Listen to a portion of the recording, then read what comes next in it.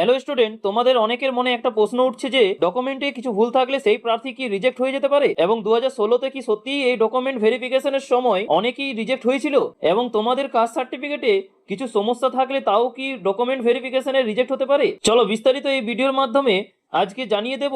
অবশ্যই ভিডিওটি শুরু থেকে শেষ পর্যন্ত দেখবে। প্রথমে বলে রাখি, এই চ্যানেলে নতুন হয়ে থাকলে চ্যানেলটিকে লাইক এবং সাবস্ক্রাইব করে নেবে পরবর্তীতে কিছু আপডেট সবচেয়ে আগে পাওয়ার জন্য। এবার বলি, 2016-এর ডাটা অনুসারে বিভিন্ন media report, coaching centre, Telegram থেকে অনেক স্টুডেন্ট জানিয়েছিল যে, এবং স্কুল সার্ভিস কমিশন নোটিশেরও অনুযায়ী এই বিভিন্ন সোর্স থেকে জানা গিয়েছিল যে হ্যাঁ, 2016 এসএলএসটিতে ডকুমেন্ট ভুলের জন্য অনেকেই রিজেক্ট হয়েছিল।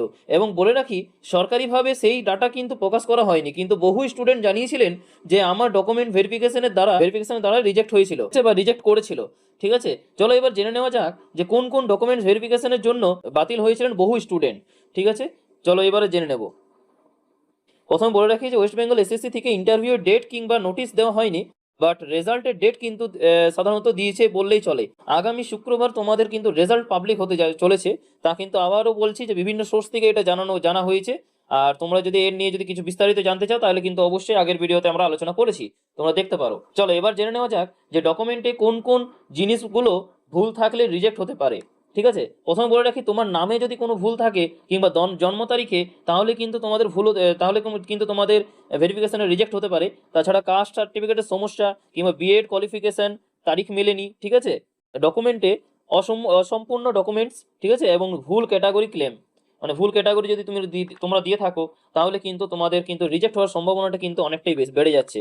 কারণটা কি? কারণটা হচ্ছে অনেক স্টুডেন্ট কিন্তু সেই সময় 2016 সালে কিন্তু ডকুমেন্ট ভেরিফিকেশনের পর কিন্তু জানিয়েছিল যে হ্যাঁ, আমার কিন্তু এই কারণে কিন্তু তোমাদের এই যে যটা কারণ বলা হলো, এই কারণে কিন্তু আমাদেরকে কিন্তু ডকুমেন্টস ভেরিফিকেশনের সময় রিজেক্ট করানো হয়েছে। আবারও বলছি, তা অবশ্যই কিন্তু এসএসসি সঠিকভাবে জানাননি। ঠিক আছে, বাট এইটি বিভিন্ন মিডিয়া রিপোর্ট এবং স্টুডেন্টদের মতামত নিয়েছিল সেই সময়ে।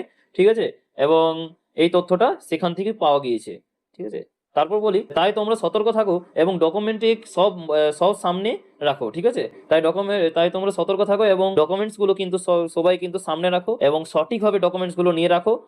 এবং কোন কোন ডকুমেন্টস নিয়ে যেতে হবে তা কিন্তু আমরা অলরেডি একটা ভিডিওতে কিন্তু বলেছি। ঠিক আছে, তোমাদের যদি কোনো ডাউট থাকে তাহলে অবশ্যই কিন্তু সেখানে কিন্তু সেই ভিডিওটি কিন্তু তোমরা দেখতে পারো, এবং যে কোন কোন ডকুমেন্টস নিয়ে যেতে হবে, ঠিক আছে, সেটা যদি না দেখে থাকো তাহলে ঠিক আছে, তো অবশ্যই দেখে নাও। সেটা ভিডিও শেষে কিন্তু এন্ড স্ক্রিনে তোমরা পেয়ে যাবে। ঠিক আছে, তোমরা পেয়ে যাবে, তাই এই ভুলগুলি করবে না। ঠিক আছে, এই বলেই শেষ করলাম। এবং যারা এই চ্যানেলে নতুন তারা অবশ্যই কিন্তু একটা লাইক করে দেবে, তোমাদের মতামত অবশ্যই কমেন্ট বক্সে জানাবে। ঠিক আছে, এই নিয়ে যে তোমাদের কি মনে হয়। ঠিক আছে, আর এবং পরবর্তীতে কিছু এসএসসি এর তরফ থেকে যদি কোনো আপডেট আসে তাহলে অবশ্যই সর্বপ্রথম কিন্তু তোমাদেরকে জানানোর চেষ্টা করব এবং জানিয়ে দেওয়া হবে। সো পাশে থেকো। ঠিক আছে, থ্যাংক ইউ, পাশে থাকবেন। আর তোমাদের যদি কোনো প্রশ্ন থাকে তাহলে অবশ্যই কিন্তু কমেন্ট বক্সে জানাবে।